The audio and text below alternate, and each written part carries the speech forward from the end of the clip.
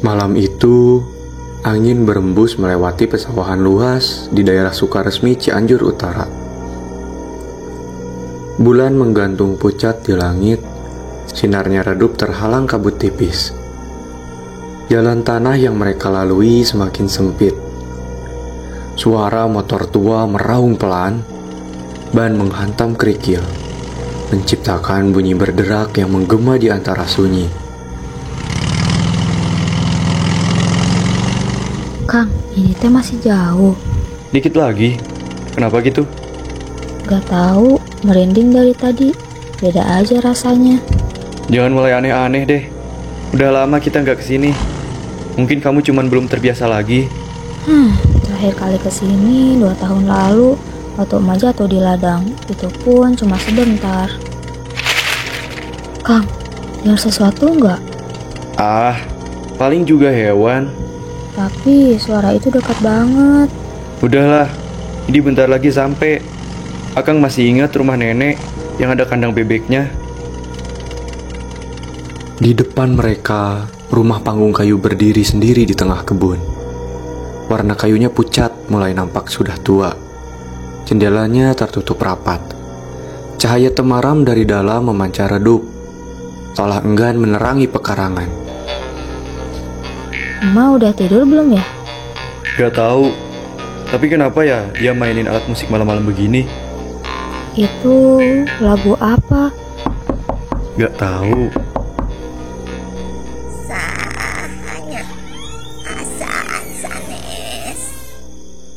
Ini Genta, Mak, sama Dewi. Sosok tua itu berdiri di ambang pintu. Wajahnya tampak lebih renta dari yang mereka ingat. Mata sayunya menatap mereka. Ada keterkejutan dan kebingungan di sana. Kalian tega kangen sama emak? Kenapa baru datang sekarang? Maaf Mak, bukan maksud kami gak kangen. Tapi emang kemarin-kemarin belum sempet. Arima, kumaha kabarna? Sehat? Emak tidak langsung menjawab. Ia hanya bergeser sedikit, membiarkan mereka melangkah masuk. Sok, masuk dulu. Duduk. Sudah lama sekali kalian gak kesini. Bentar, emak ambilkan dulu teh hangat. Iya Mak. Bukan cuma sebentar kan kali ini. Kang, itu suara apa? Itu suara apa sih, Mak? Kalian tahu ada yang menjaga lembur orang ini. Genta dan Dewi saling pandang. Mereka tahu mereka tidak datang sendirian. Ada sesuatu yang ikut bersama mereka. Sesuatu yang tak seharusnya mereka bangunkan. Malam yang semakin larut dan udara di dalam rumah terasa lebih berat. Aroma kayu tua bercampur bau tanah basah menguar, menciptakan suasana yang makin menyesakkan. Lampu minyak di meja berkedip lemah, seakan ragu untuk terus menyala. Kang, suara itu tambah deket. Mak, siapa yang nyanyi? Bukan siapa, tapi apa? Dewi menggenggam tangan Genta. Tubuhnya mulai bergetar. Emak tidak segera melanjutkan kata-katanya. Hanya berjalan perlahan ke sudut ruangan, mengambil sesuatu di rak kayu tua. Mak, maksudnya apa? Kalian ninggalin sesuatu waktu terakhir kali kesini. Astaga, Mak, apa yang kita tinggalin? Kalian bawa dia pulang waktu 2 tahun lalu. Genta dan Dewi menatap kotak kayu di tangan emak. Di dalamnya ada seuntai gelang anyaman dari serat kasar, sudah menghitam seperti terbakar. Di saat yang sama,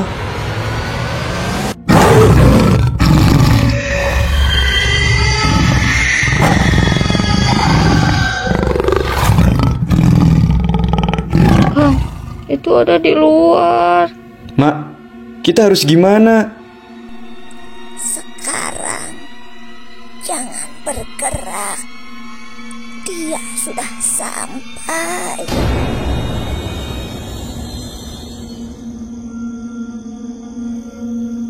Malam itu, sesuatu dari kegelapan datang menagih kehadirannya. Sesuatu yang sudah lama menunggu. Sesuatu yang tidak pernah pergi. Ketukan itu tiba-tiba berhenti. Udara di dalam rumah terasa lebih lengang, seolah waktu menahan napas. Hanya suara angin yang masih merayap di sela papan kayu membawa dingin yang menusuk. Itu udah pergi. Entahlah. Udah, minum dulu. Genta dan Dewi masih duduk tegang, sesekali melirik ke arah pintu. Namun, emak tetap tenang, seolah ketukan tadi hanya gangguan biasa. Kami mau nanya sesuatu, Mak, tentang Abah dan Ambu. Kenapa mereka meninggal, Mak? Aku gak yakin cuma karena sakit. Terlebih meninggalnya juga bareng kan? Emak menatap mereka lama. Cahaya lampu minyak membuat wajahnya tampak lebih tua, lebih lelah. Ada keraguan dalam sorot matanya. Sebelum akhirnya, ia menarik napas dalam dan mulai bicara. Abah jeung ambu kalian teu maot ku sabab panyakit, tapi ku ilmu hitam. Waktu kecil, Genta pernah dengar cerita itu, Mak. Tapi Genta mau tahu semuanya dari awal. Dulu sebelum kalian lahir, ada seorang juragan sawit yang kaya raya, Cecep ngaranna. Eis ibu kalian dulu gadis yang dipikah hayang ku manehna. Cecep naksir hayang ka ambu, tapi ambu milih dadang, abah kalian. Jadi karena gak bisa dapetin Ambu, dia... Cecep dendam, abah kalian cuma peternak bebek dari Garut. Cecep teu narima. Cecep, dia yang ngebunuh Abah dan Ambu. Waktu itu ambu kalian baru beres melahirkan. Umur Dewi bahkan belum sebulan. Malam itu Abah dan Ambu tiba-tiba kejang, kayak orang dicekek. Mulut mereka seperti tersumpal sesuatu. Suara gak jelas, ukur batuk-batuk.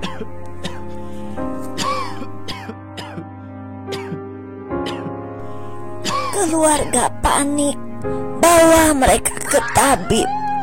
Teu aya nu bisa nulungan. Tengah malam, Abah sama Ambu mengembuskan napas. Waktu mulutnya dibuka, ada hal yang bikin kaget. Apa, Mak? Rambut.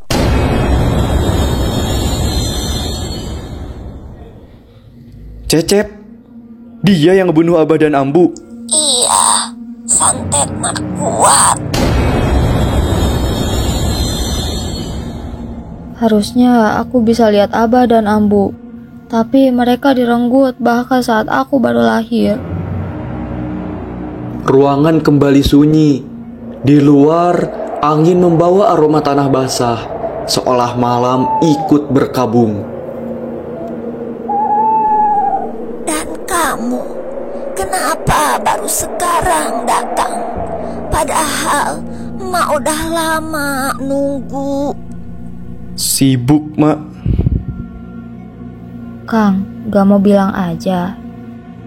Genta terdiam, matanya beralih ke jendela, seolah menghindari. Dewi menatapnya tajam. Kamu dikejar seseorang, Genta. Gimana ya, Mak? Dewi menatapnya, tapi sebelum bisa mendesak lebih jauh. Gusti, bebek-bebek emak. Saat emak pergi keluar, Dewi masih menatap Genta curiga. Tapi perhatian Dewi langsung teralihkan ketika matanya melihat sesuatu. Sebuah lemari tua di sudut ruangan yang sedikit terbuka. Apa ini? Tangan Dewi perlahan membuka lemari itu lebih lebar. Di dalamnya tersembunyi sebuah buku tua. Sampulnya gelap, berdebu, tapi ada ukiran aneh di sana.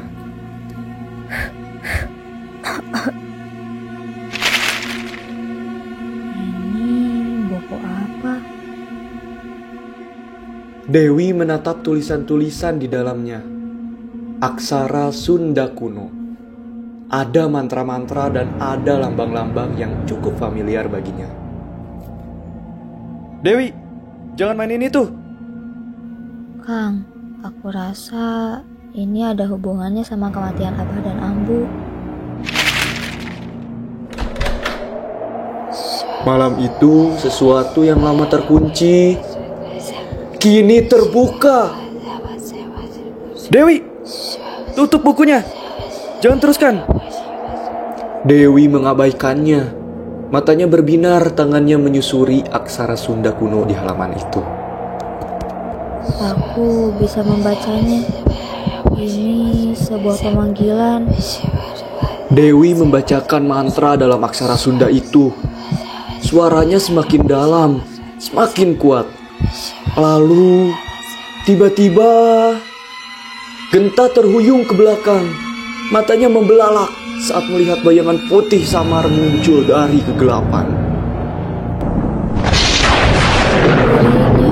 Ayah di leuweung awi, nusare di jero caang wulan, kibodas leuweung tempatna, tanah hidup tanah getihna, dahan nu geus ditangtoskeun tumbal nu gaduh getih sarua, saha nu boga dosa, saha nu boga hutang, sami dipulang, sami dibeunang, da teu boga jahat kabuka, nu patalipakeun tumbal.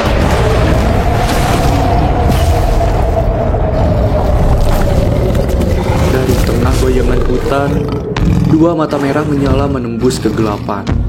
Suara langkah berat terdengar semakin dekat. Kibodas telah datang. Dan ia lapar. Dari kegelapan sosok berjubah putih muncul. Wajahnya keriput. Matanya kosong. Anaking, hidup nunggu buka panto ya. Malam pun semakin larut, membawa bisikan yang hanya bisa didengar oleh mereka yang peka.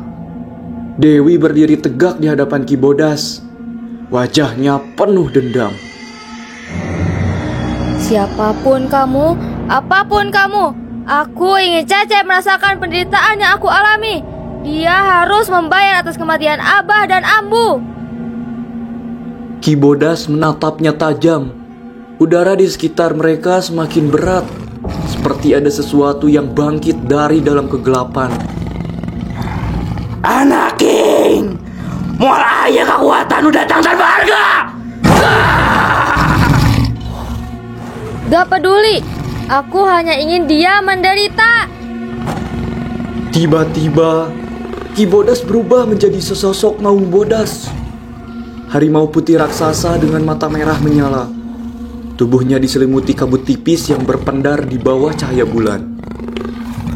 Saha wae nu boga hubungan getih jeung hidup, ternakna bakal jadi para burang. Dewi membelalak, tapi sebelum ia sempat menjawab, angin bertiup semakin kencang. Maung Bodas melompat ke kegelapan menuju desa. Dini hari, teriakan-teriakan panik mulai terdengar dari dalam desa.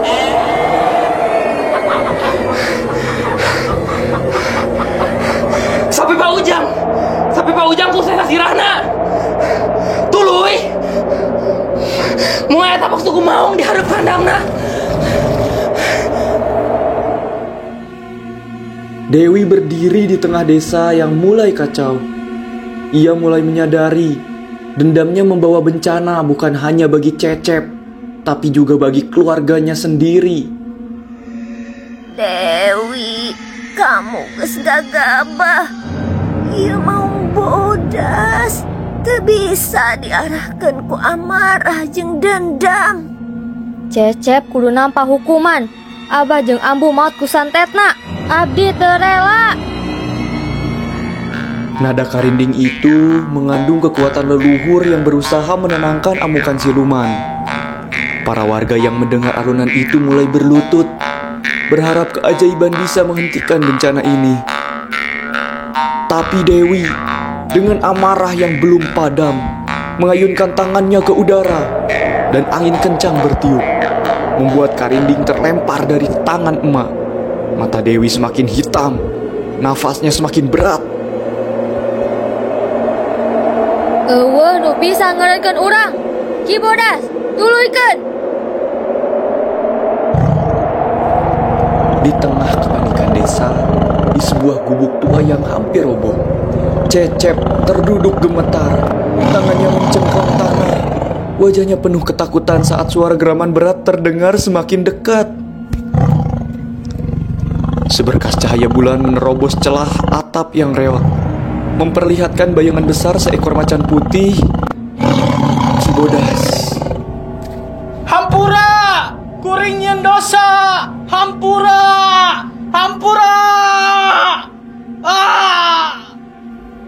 Keadaan kampung pun semakin kacau. Warga berlarian ketakutan. Suara ternak yang tersisa menggema di udara malam, dan jejak darah semakin banyak ditemukan di tanah. Gusti, apunten abdi. Cecep masih disiksa. Ia menjerit.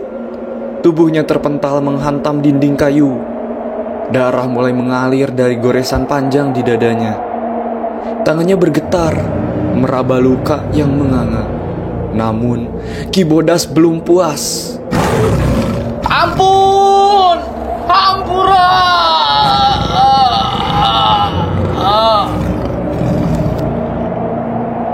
Dan malam itu, di bawah cahaya bulan, Cecep menerima hukuman atas dosa-dosanya. Ki Bodas, sang siluman macan putih, telah menuntaskan amarah yang dipanggil paksa oleh keturunannya sendiri. Dewi berdiri di tengah kekacauan. Matanya masih dipenuhi amarah, tapi jauh di lubuk hatinya, ia mulai merasakan sesuatu. Kehampaan. Apa yang telah ia lakukan? Apa yang telah ia lepaskan?